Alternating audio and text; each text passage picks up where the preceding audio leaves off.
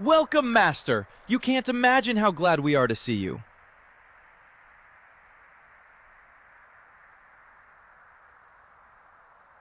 Indeed, Master. Everything looks perfect, almost as if someone knew exactly what we needed.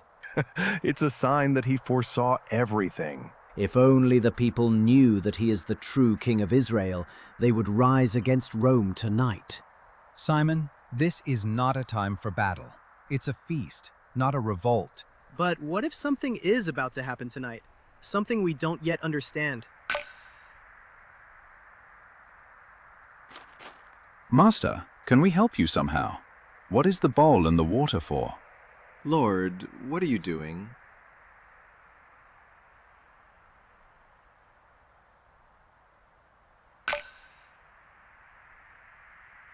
Lord, are you going to wash my feet? You shall never wash them. Then, Lord, not only my feet, but also my hands and my head.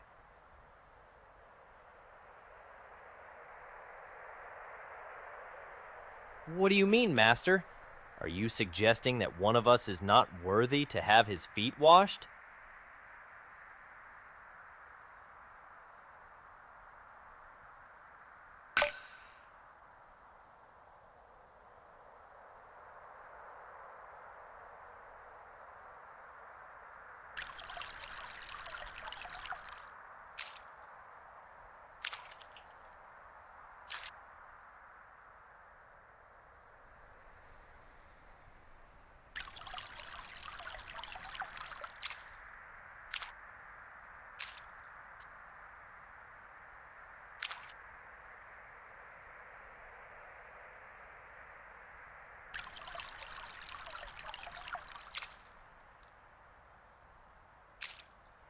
Did anyone truly understand what just happened here?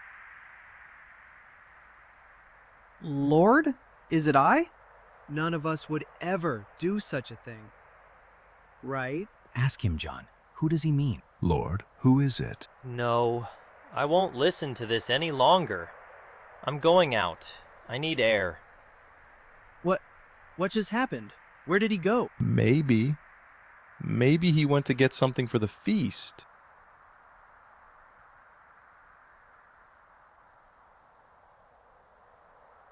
How should we understand your words?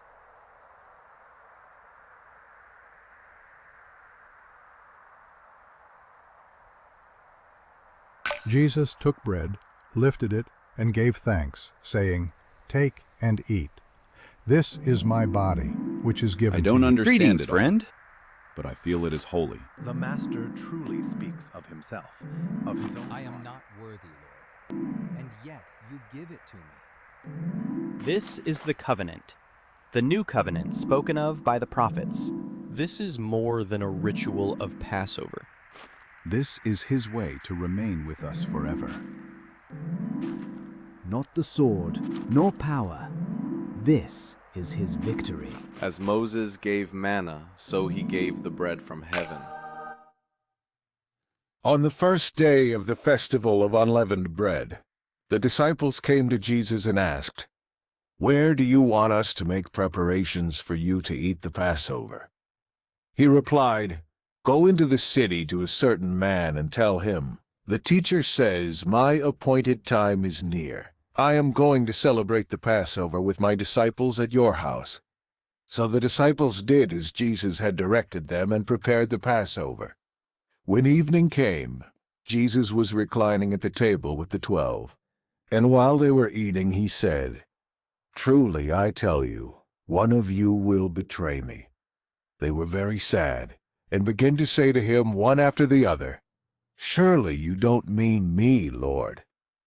Jesus replied, "The one who has dipped his hand into the bowl with me will betray me." So he got up from the meal, took off his outer clothing, and wrapped a towel around his waist. After that he poured water into a basin and began to wash his disciples' feet, drying them with the towel that was wrapped around him. He came to Simon Peter, who said to him, "Lord, are you going to wash my feet?" Jesus replied, You do not realize now what I am doing, but later you will understand. While they were eating, Jesus took bread, and when he had given thanks, he broke it and gave it to his disciples, saying, "Take it, this is my body." Then he took a cup, and when he had given thanks, he gave it to them, and they all drank from it. "This is my blood of the covenant, which is poured out for many," he said to them. "Truly, I tell you, I will not drink again from the fruit of the vine until that day when I drink it new in the kingdom of God."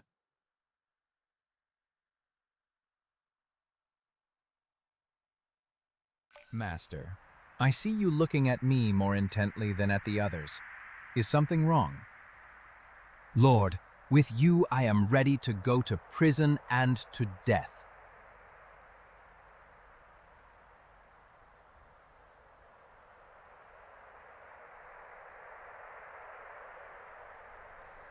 When the supper was ending, Jesus prayed to his Father with great love. "Father, the time has come. Give glory to your Son, so that he may give glory to you. Keep my friends safe and help them stay united, just as you and I are one. I'm not only praying for them, but also for everyone who will believe in me because of their words. I want them all to be with me and see my glory." It was a prayer full of love, for his friends and for everyone who would one day believe in him. I want them all to be with me. But how is this, Master? You are leaving us? You are leaving us all alone?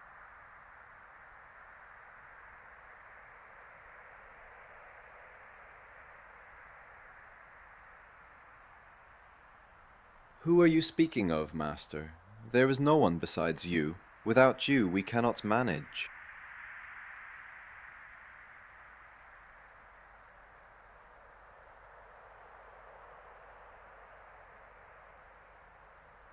Truly, not all your words have I understood well, but we will wait for the coming of the Helper of whom you spoke. Jesus teaches his disciples that a life close to God is only possible when they stay united with him. "I am the true vine, and my Father takes care of it. Every branch that does not bear fruit he cuts away, and every branch that does bear fruit he cleans so it can grow even more. Stay close to me, and I will stay close to you. Just as a branch cannot grow fruit if it is apart from the vine, you cannot do anything without me. I am the vine, and you are the branches." Jesus tells his disciples that they too will suffer, but their pain will show the world his love and truth. "This is my commandment: love one another as I have loved you. No one has greater love than the one who gives his life for his friends. If people have hurt me, they will also hurt you." Finally, Jesus compares his death and resurrection to the pain of a mother giving birth, pain that turns into joy and new life. "Truly I tell you, you will cry and be sad, while the world will rejoice. You will feel sorrow, but your sorrow will turn into joy. A woman feels pain when she gives birth, but when her baby is born, she forgets her pain because she is filled with joy. In the same way, you are sad now, but I will see you again, and your hearts will rejoice, and no one will take your joy away."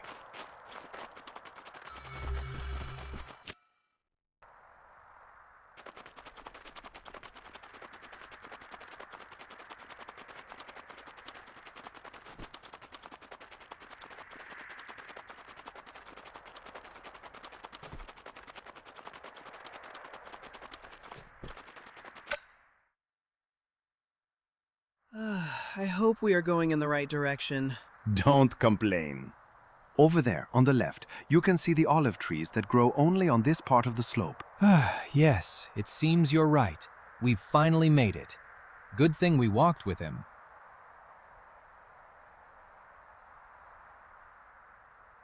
Master, is it still far? I thought we would stop lower down. Here? You're leading us to this cave?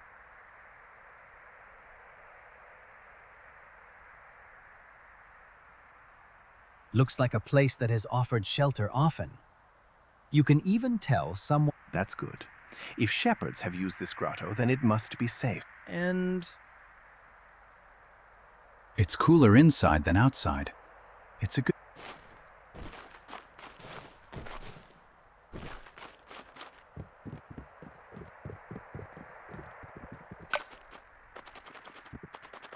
It really is quite... You can tell shepherds sometimes sleep here. The stones have been worn smooth. You can even see a few... It's a good place to rest, Master. Master, will you... Do you want us to pray with? Yeah, we're coming with... We'll be back soon. May the Master... We'll keep watch here.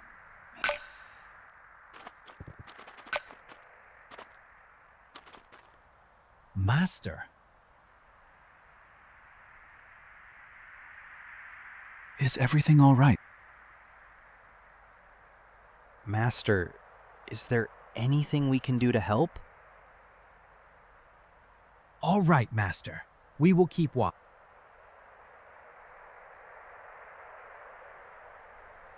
Master,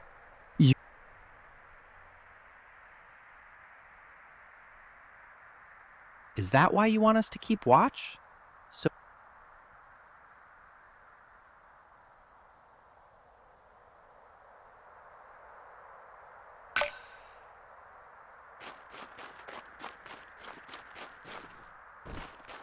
Jesus walked away from his disciples, deeper into the garden, where the olive trees grew denser and the moonlight barely pierced through their leaves. When he was about a stone's throw away from Peter, James, and John, he fell to his knees, and then to his face. There, in solitude, in struggle, he began to pray.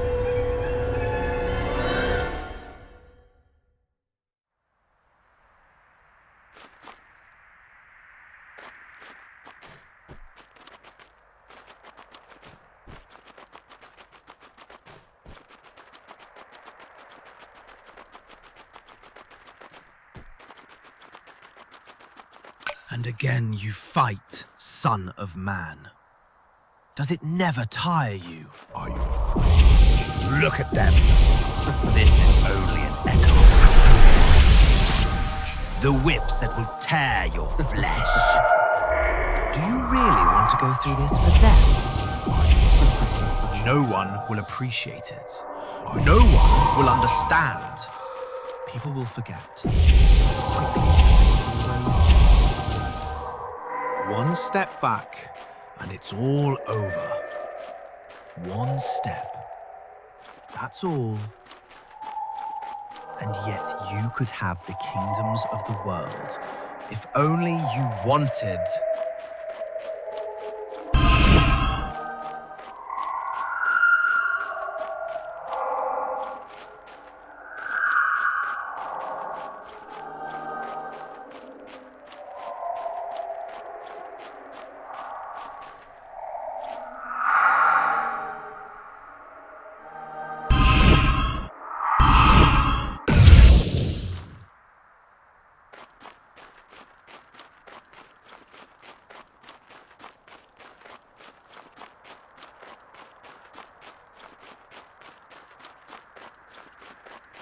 Jesus prayed, and his voice trembled, as if the very words wounded him more deeply than anything that was about to come. My Father, if it is possible, may this cup be taken from me. Yet not as I will, but as you will.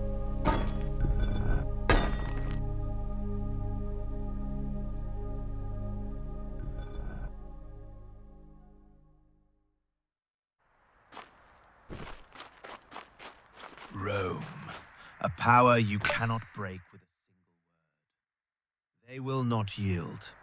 They will not step back.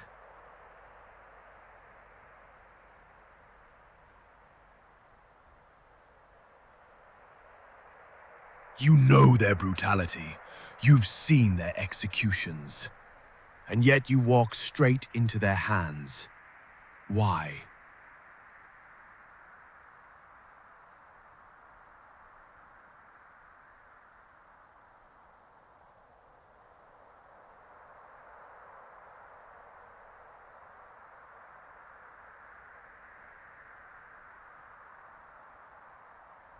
Keep walking.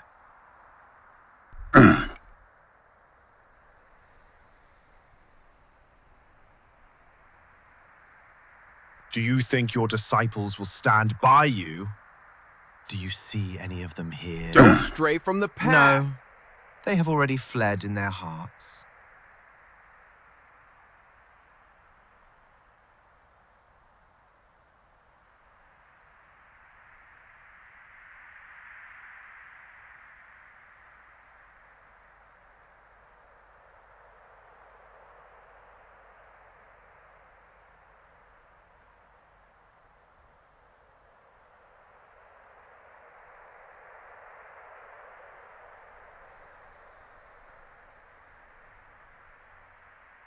Surrender. You can still walk away. You can still live.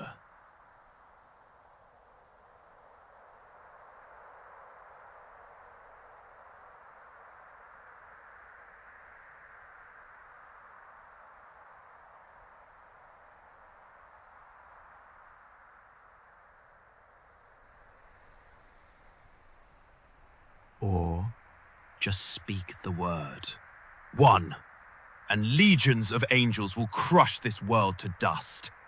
Why are you silent?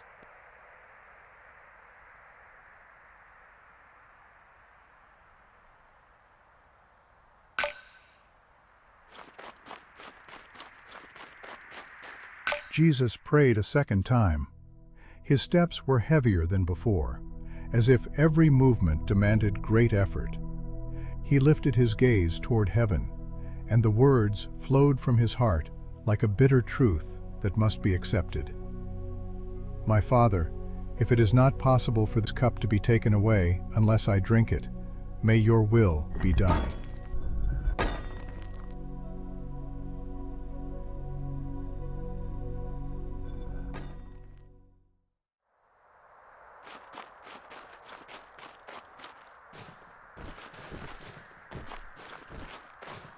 Do you see? This is how your end will look. Wood, nails, shame, and the loneliness that no human has ever dreamed of.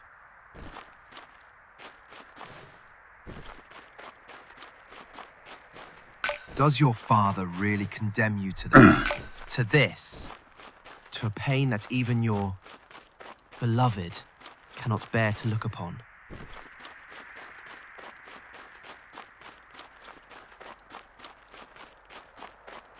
Think you can still withdraw. You can still step off this path. All it takes is not going further. No one will find you here. No one can force you.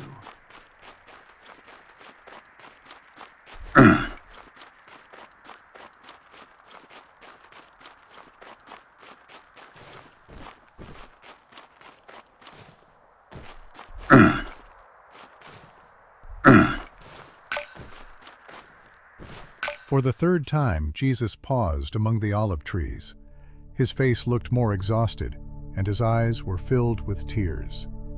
And yet, in his gaze, one could see a new strength, a certainty that the hour had come. My Father, if it is not possible for this cup to be taken away unless I drink it, may your will be done.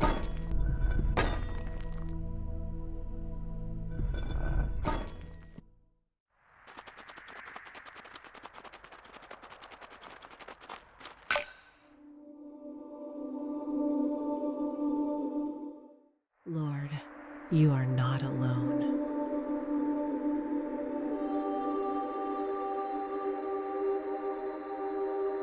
You do not face this alone. Father sees your pain and knows every moment of this struggle.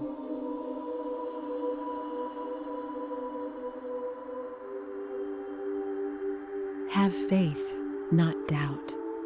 Your spirit is willing, and you do not walk alone.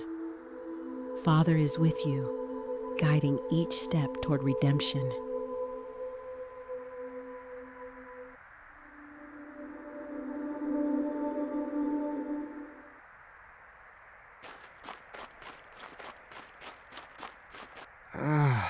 Did we really fall asleep? No, Master. I wasn't sleeping. Lord, I did not mean to fall asleep. We suddenly became so tired. Prayer, it was so heavy.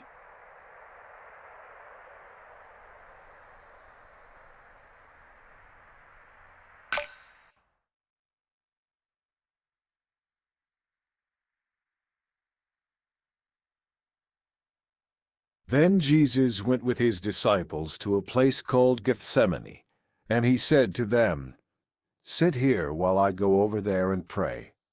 He took Peter and the 2 sons of Zebedee along with him, and he began to be sorrowful and troubled. Then he said to them, "My soul is overwhelmed with sorrow to the point of death. Stay here and keep watch with me." Just as he was speaking, Judas, one of the 12, appeared. With him was a crowd armed with swords and clubs, sent from the chief priests, the teachers of the law, and the elders. Now the betrayer had arranged a signal with them. "The one I kiss is the man. Arrest him and lead him away under guard." Going at once to Jesus, Judas said, "Rabbi," and kissed him. The men seized Jesus and arrested him. Then one of those standing near drew his sword and struck the servant of the high priest, cutting off his ear. Jesus commanded Peter, "Put your sword away. Shall I not drink the cup the Father has given me?"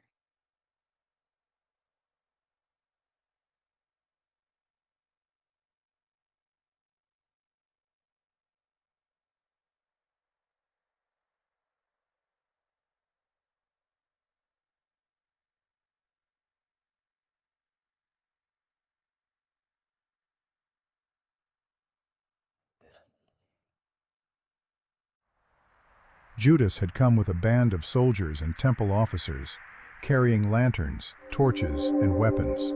At the moment of arrest, the disciples fled, as it had been foretold. The shepherd would be struck, and the sheep scattered. Yet Peter and another disciple followed at a distance. So, where are we going now? Take him to Annas. I've got my payment to collect. Ours too? We didn't follow you for free. Better sort it out with the priests. Everyone was supposed to come back with both ears. Whatever's between me and them is none of your business, Judean. But the one back there doesn't look cheap. They're paying as if he were an ordinary slave.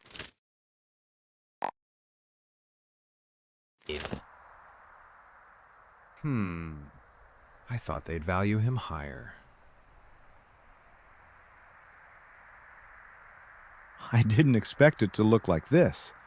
That as if he were waiting. He's always waiting, always knowing, always seeing. And because of that, this has to end. I saw him heal the man who came for him. You saw it, and you're still dragging him along. We have to go. We're going. I'm just asking, why? Why? Because it has to be done. I thought he'd finally do what everyone who sways a crowd promises to do, and now he has to face the consequences. That isn't an answer. It's the only one I have. But why did you hand him over? He looks like he's already forgiven you before anything's even begun. It's politics. You don't have to understand. You hide behind politics the same way you hide behind, "I have to." I don't think you fully know what you've done. Faster. There's no time.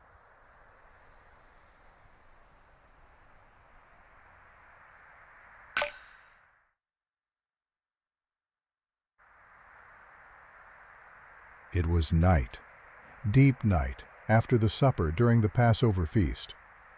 Jerusalem was crowded with pilgrims, and in many houses, prayers and remembrance of the Exodus still lingered in the air. From the Garden of Gethsemane, near the Mount of Olives, Jesus of Nazareth was led away, bound.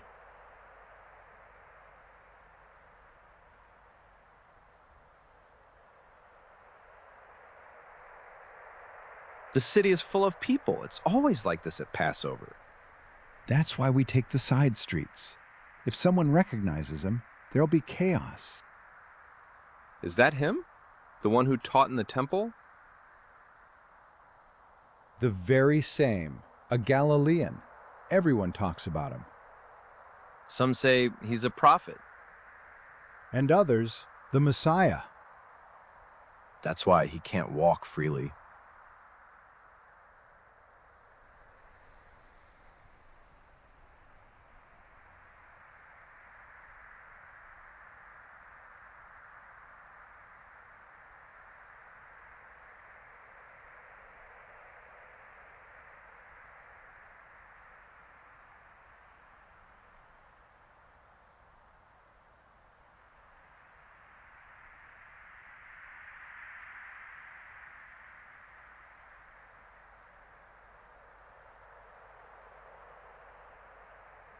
This man you are leading, is that Jesus? Step aside and stay out of our business, or we'll take you along the same way.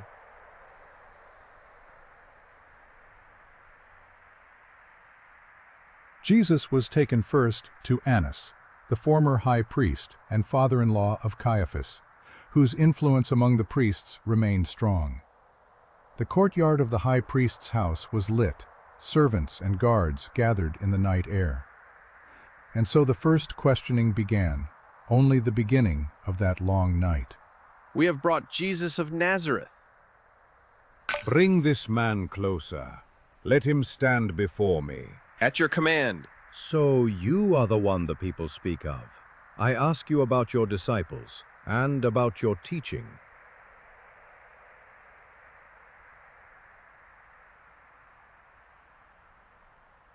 Yet crowds followed him. He spoke words that moved ordinary people. Then speak here. Say what you taught. That is evading the answer. Is this how you answer the high priest? Enough!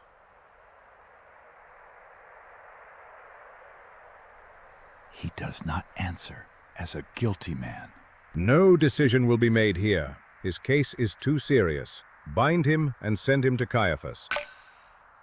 Did you hear the high priest? Let's move. To Caiaphas, quickly, before anyone notices.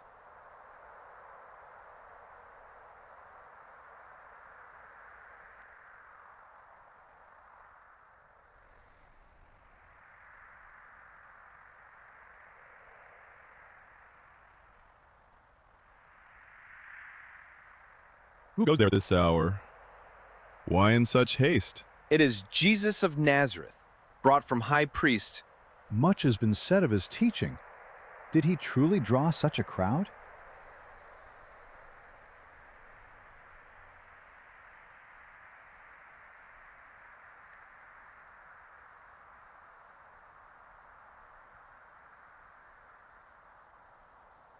From Annas, Jesus was sent, still bound, to Caiaphas, where the chief priests and elders were assembling.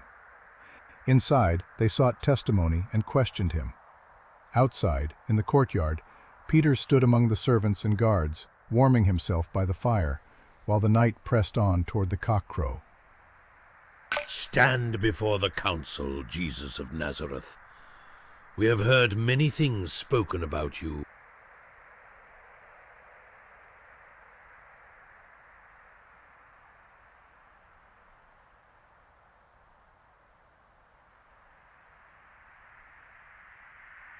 You teach openly among the people.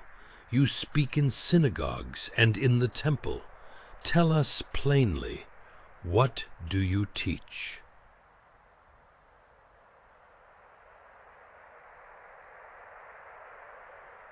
Bring witnesses who can speak against him. We heard him say he would destroy the temple. No, he said he would rebuild it in 3 days.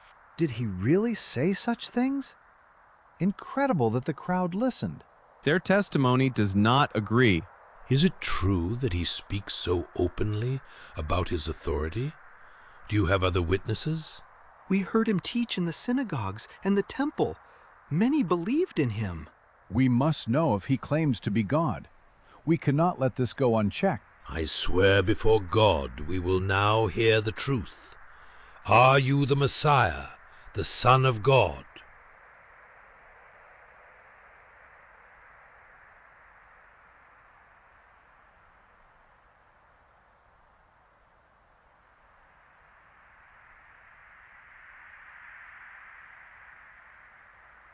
Blasphemy! Why do we still need witnesses? You all heard his words.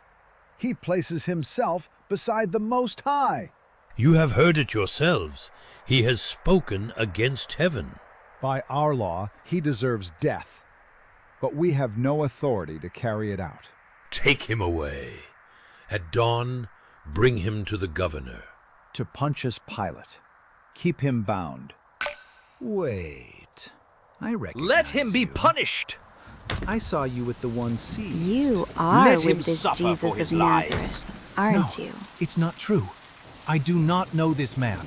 Surely you were with him in the Get garden. out of our town! Isn't he your master? No, I was not. I don't know what you're talking about. Yes, now I recognize him too. You were with the seized one. Tell the No, truth. I do not know this man. Throw at him!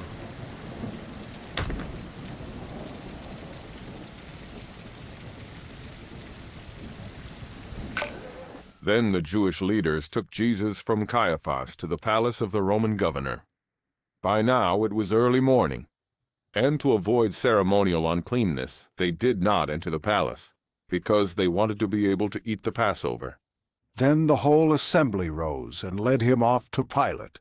And they began to accuse him, saying, "We have found this man subverting our nation. He opposes payment of taxes to Caesar, and claims to be Messiah, a king."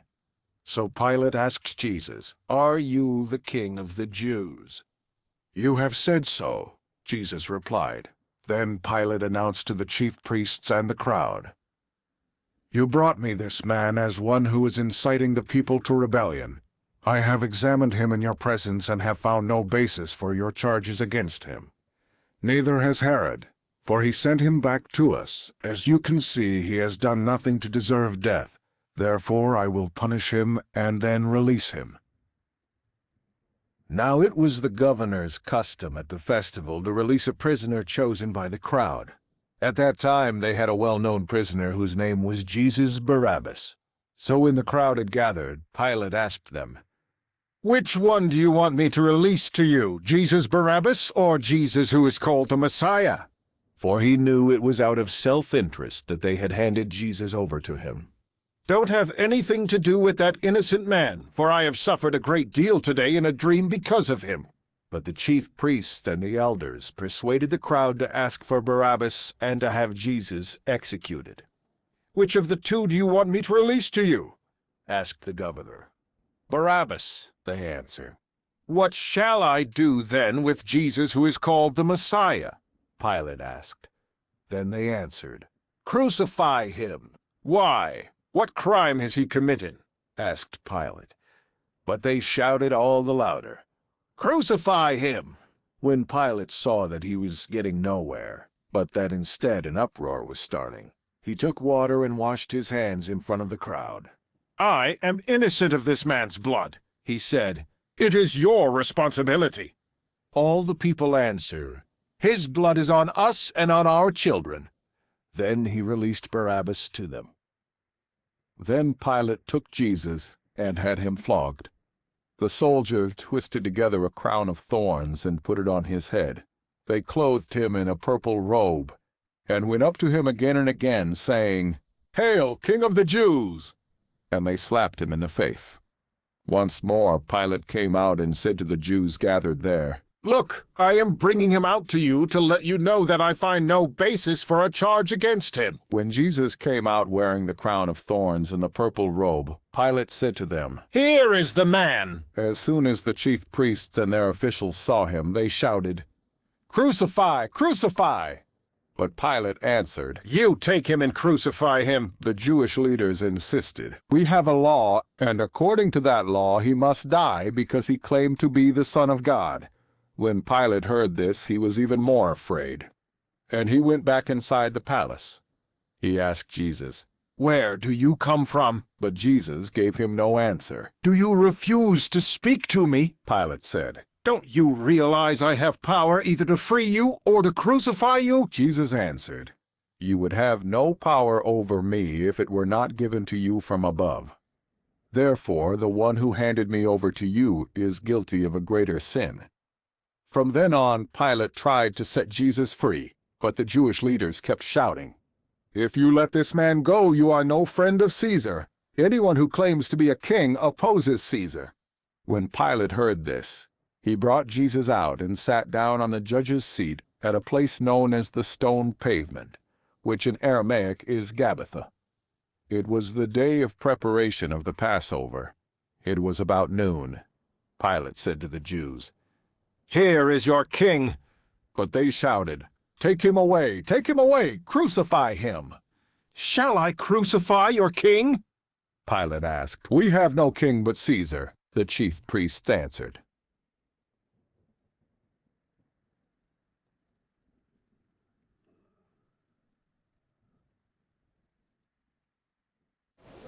Bring the cross and put it on him. Heavy? Good. You got a long road ahead, but a son of God can handle it, right? You two, get him moving, and let's get it over with. Rest of you, keep the crowd under control. So, where's it right now? See how easy it turned? Just a few inches. Your guide is there. And you dare call yourself a prophet? Look how you stagger, and you claim father with you. No one will help you. Can't you even save yourself? That's how false prophets can. You wanted so badly to save them. And they cheer when you stumble.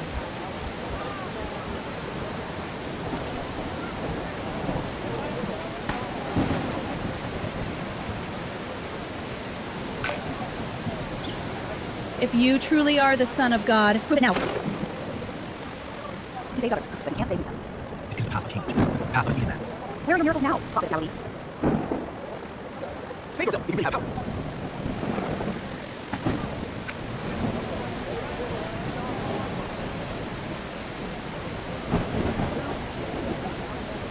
I'm here, son. I will not turn away.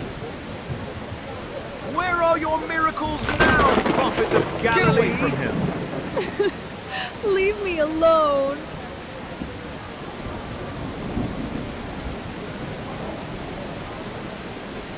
Stone him! You are a false prophet. He is no Messiah, see? Their faith was fragile. So fragile, a single accusation shattered. Bless He's a him. liar, not a prophet. Away with him! Let him suffer his lies.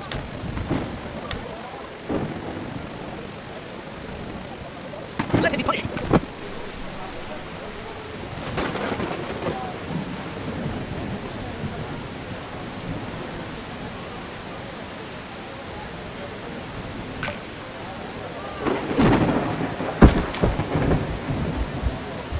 You there!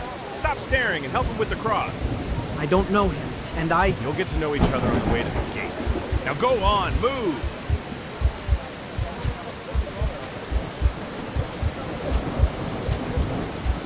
I just want to get to the other side.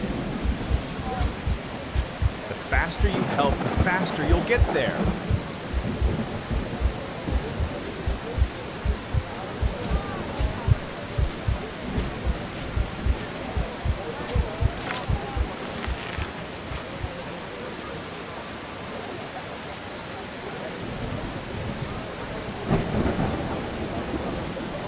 Your body cracks. I'm ready for the will to crack it. You want to save others, but you can't even save yourself. This is your end, Nazarene.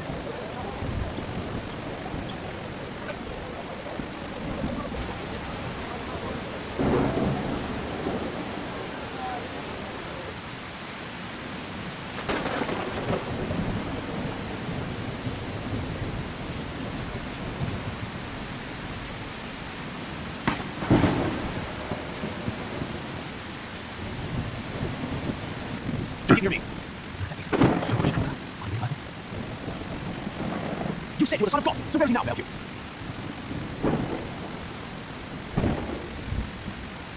There's no shrine of justice, Jesus. It's crowned with praise and glory. You there call yourself the king of the Jews. Where's your throne there?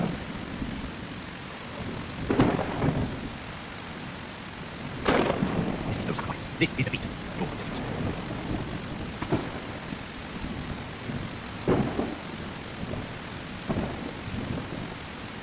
You're pathetic. No one will help you now.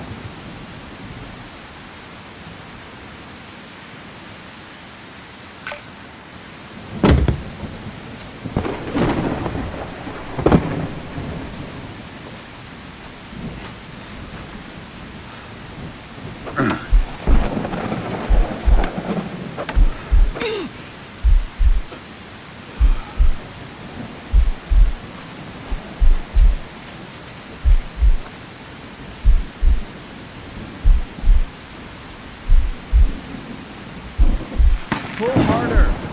Just a little more. Good. Lead it. So what? You Where is your said God? you were the son of God. So where is he now to help you? No one will help you.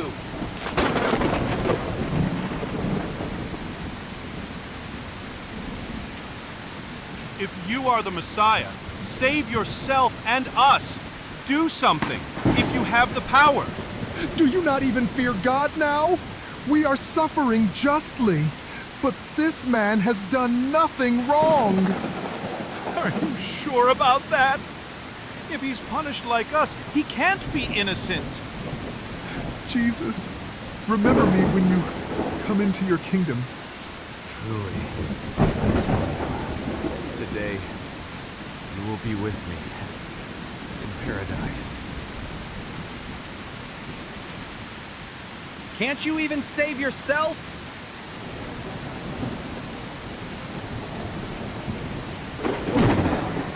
Behold, your son. John, behold, your mother. God has abandoned you, liar!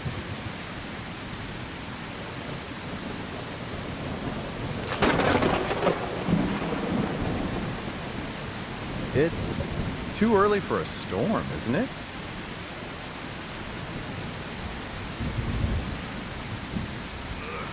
It is finished. Father, into your hands I commit my spirit. Truly, this man was the Son of God.